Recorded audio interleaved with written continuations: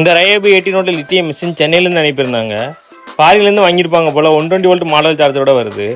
இதை இங்கே சார்ஜ் போட்டிருப்பாங்க போல். நம்ம கண்டியில் 220 வோல்ட்னால சார்ஜர் கம்ப்ளைண்ட் ஆயிடுச்சு. மிஷினை ரன் ஆகலேன்னு அனுப்பியிருந்தாங்க.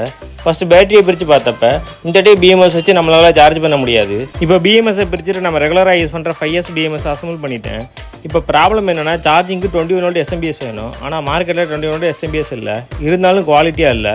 அதனால 12 வோல்ட் எஸ்எம்பிஎஸை TL431 ஃபீட்பேக் ரெசிஸ்டரை அட்ஜஸ்ட் பண்ணி 21 வோல்ட்டாக மாற்ற போகிறேன். 21 வோல்ட்டாக மாற்றுறதுக்கு முன்னாடி கெப்பாசிட்டர் 25 வோல்ட்டாகவும் 22K ரெசிஸ்டரை 50K அட்ஜஸ்டபிள் ப்ரீசெட்டாகவும் மாற்றுறேன்.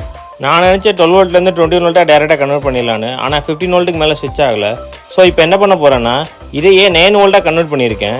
அப்புறம் இன்னொரு 12 வோல்ட் போர்டு வச்சிருக்கேன். இப்போ இந்த 2 போர்டையும் 220 வோல்ட் சைடில் பேரலாகவும் அவுட்புட் சைடில் சீரியஸாகவும் கனெக்ட் பண்ண போகிறேன்.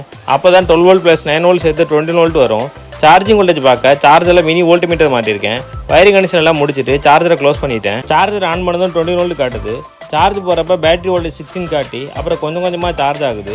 2 பேட்டரி அனுப்பியிருந்தாங்க. 2 ரெடி பண்ணிவிட்டு சார்ஜ் போட்டு ஃபுல்லானதும் ஸ்கூட்டர்ஸ் பண்ணி பார்த்துட்டு உங்களுக்கு ரெடி பண்ணியாச்சு. இது மாதிரி என்ன மாடல் பேட்டரி மிஷின் இருந்தாலும் ரிப்பேரில் ஆல்ட்ரேஷனுக்கு கண்டக்ட் பண்ணுவேன்.